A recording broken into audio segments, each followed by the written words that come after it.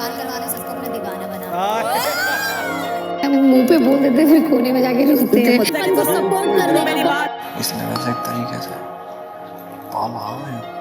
मनीषा ने तो इतना ख्याल रखा है, ये खा ले, वो खा ले, ये कर देती हूँ, वो कर देती हूँ। सुन हटा के बात करो। इनको पोटेंशियल देखना नहीं आता। पोटेंशियल तुम में तो बिल्कुल नहीं है।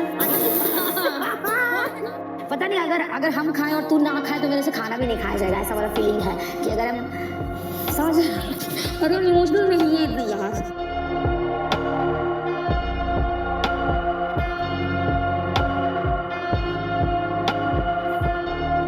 इतना मत उड़ो, क्यों? ये दुनिया है, पर काट दी जाएंगे आपके। मनीषा, आप जा बैठो, आप इरिटेट मत करो।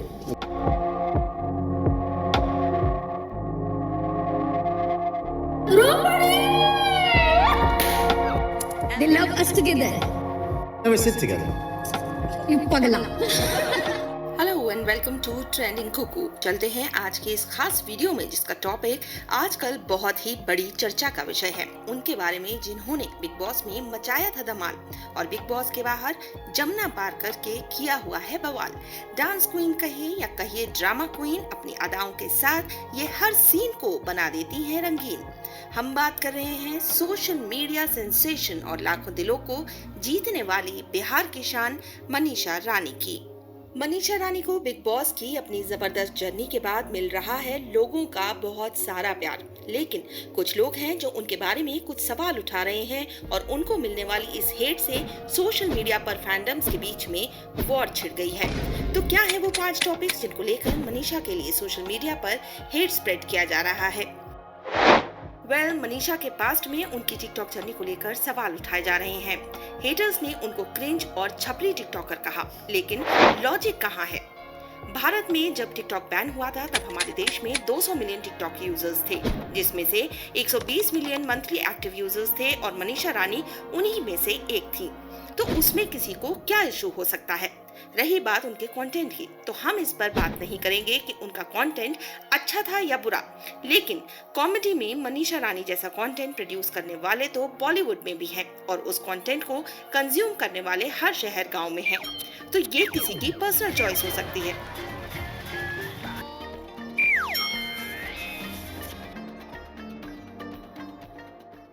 उनके पास्ट में उनकी टिकटॉक की जर्नी को लेकर आज बात करना हमारे हिसाब से इज जस्ट लाइक फालतू का फुटेज लेना बॉस।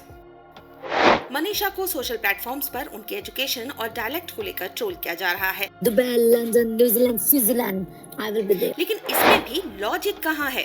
भारत में एक बड़ी आबादी अपनी क्षेत्रीय भाषा में बात करती है और उनमें से कई लोग इंग्लिश बोलने वालों के सामने खुद को शर्मिंदा पाते हैं, लेकिन मनीषा ने हमेशा अपने क्षेत्र की भाषा को बेहद गर्व के साथ बोला और स्वीकारा है कि उनकी अंग्रेजी और डायलेक्ट में उन्हें दिक्कत है और वो उस पर काम करेंगी।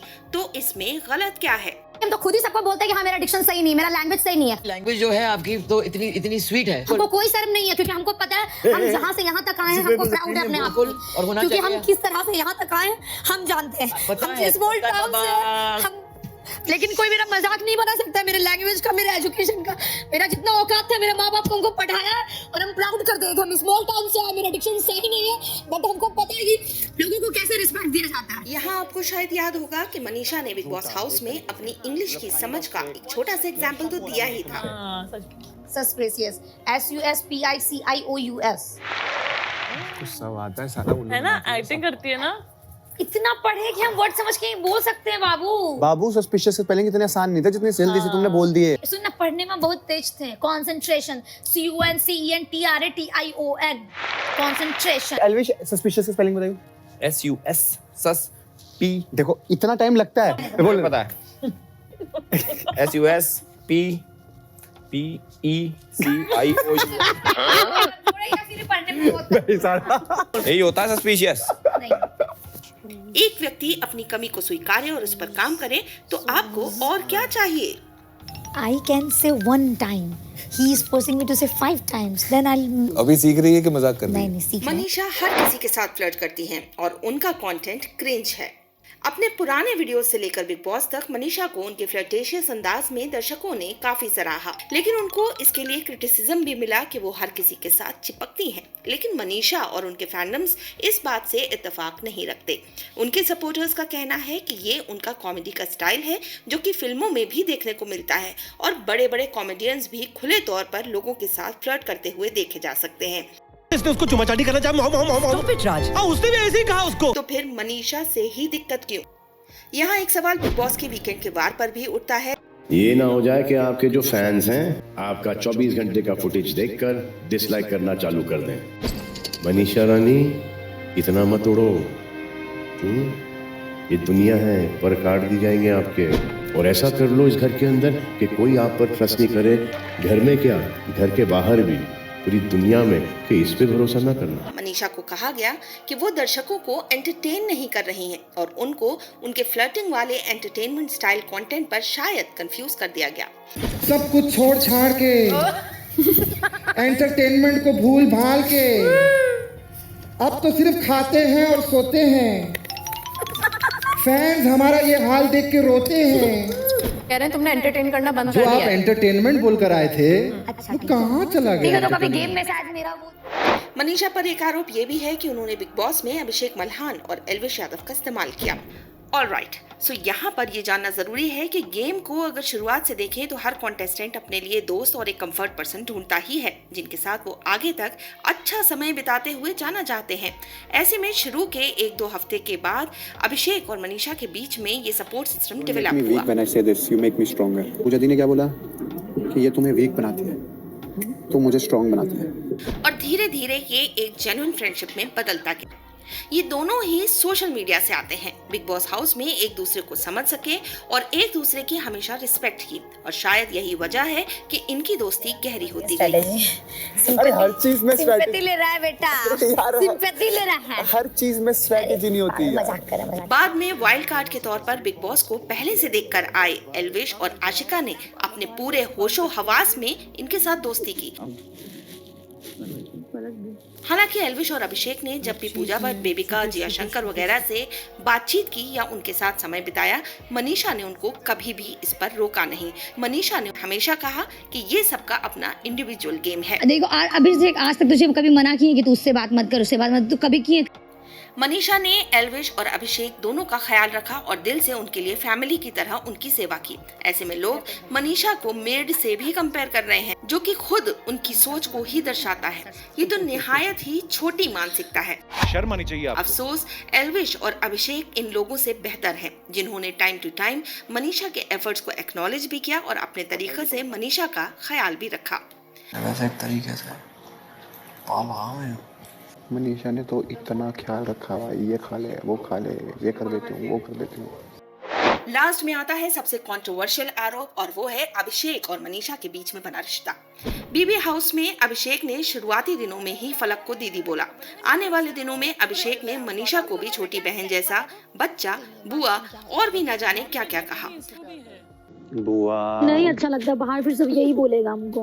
तुझे आज हम चाचा बोले? हाँ। ठीक है चाचा ले। ओके, चाचा, बुआ, ताई, भाभी। ठीक है। बुआ, चाचा। I love it. ओके चाचा। अगू बुआ। ओ गुड नाइट छोटे बच्चों। मनीषा भाभी, तू भाभी अक्सर। मनीषा भाभी।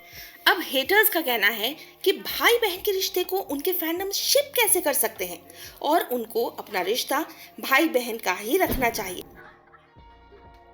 ओके, तो प्रैक्टिकली हमारे इर्द गिर्द कई बार हम नेचुरल इंस्टिंक्ट्स के साथ किसी को भाई साहब या बहन जी बोल देते हैं, और ऐसा हम कंफर्टेबल होने के लिए करते हैं, या फिर अगर हम किसी के साथ कंफर्ट और रिस्पेक्टफुल महसूस करते हैं तो हम उनको ये दर्जा देते हैं। बिग बॉस के बंद घर में यही अभिषेक के साथ हुआ। उन्होंने लगभग सभी को बड़ा भाई, छोटा भाई, बड़ी बहन और छोटी बहन के रूप में पुकारा। दीदी बोल लिया, सबको दीदी बोला उसने, आपको भी, बेबिका को छोड़ के। देविका को छोड़ के कसम से नहीं बोला जिया दीदी बोला मैंने। अब बोल रहे हैं नहीं नहीं मेरे पीठ फुटेज पीछे देख बोला लेना देविका को छोड़ मेरे के सबको पीठ बोला है पीछे बोला है उसने आशिका दी फलक दी मुझे तो नहीं जिया बोला दी, वो। पूजा दी मनीषा दी इंग्लिश। क्योंकि मनीषा के साथ उनका समय ज्यादा गुजरा तो ये बात उन्होंने कई बार कही।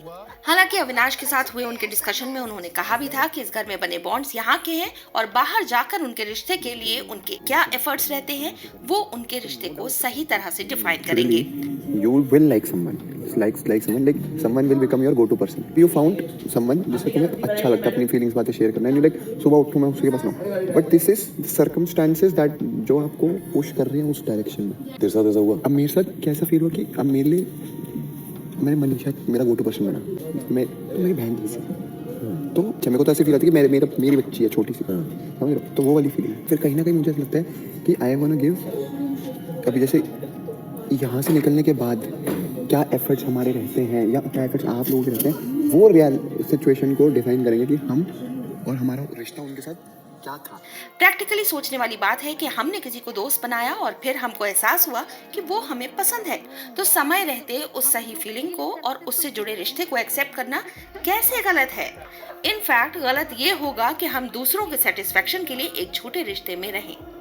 हालांकि मनीषा और अभिषेक ने बिग बॉस हाउस के बाद हमेशा अपने रिश्ते को एक गहरी दोस्ती का बताया और एक दूसरे को फैमिली का दर्जा दिया। मेरा लव एंगल नहीं है, दोनों मेरे बहुत अच्छे मित्र हैं। अब मैं बार बार वो चीजें एक्सप्लेन नहीं करना चाहता क्या है क्या नहीं है। मेरे सारे इंटरव्यूज जाके देख लेना, they are special to me, let me make videos with them. Please बार बार ये मत बोलो इसको भाभी बना लो, इसको भाभी बना लो, प्लीज यार, बस हो गया। मेरा और अभिषेक का ऐसा था कि हर रिश्ता मानना है कि जरूरी नहीं कि बॉयफ्रेंड गर्लफ्रेंड का हो, क्योंकि बॉयफ्रेंड गर्लफ्रेंड आज है क्या पता ब्रेकअप हो जाता है 6 महीने बाद, 1 साल। कुछ रिश्ता ऐसा होना चाहिए जो जिंदगी भर का हो, और मुझे लगता है वो दोस्ती से बेटर कुछ नहीं है, क्योंकि अभिषेक और मेरा वो अच्छा एकदम प्योर दोस्ती वाला है। ऐसे में अगर दो लोग एक दूसरे के साथ किसी भी तरह का कंफर्ट महसूस करते हैं तो इसमें किसी तीसरे को कोई दिक्कत नहीं होनी चाहिए।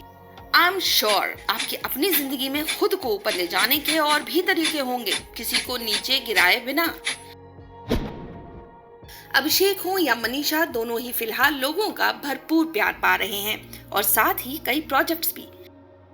जहां और लोग उनके सक्सेस से शायद कुछ परेशान हैं, ये दोनों अपना पूरा फोकस काम और अपनी फैमिली और फ्रेंड्स पर फोकस कर रहे हैं, and that is what their fans want. We wish them all the best.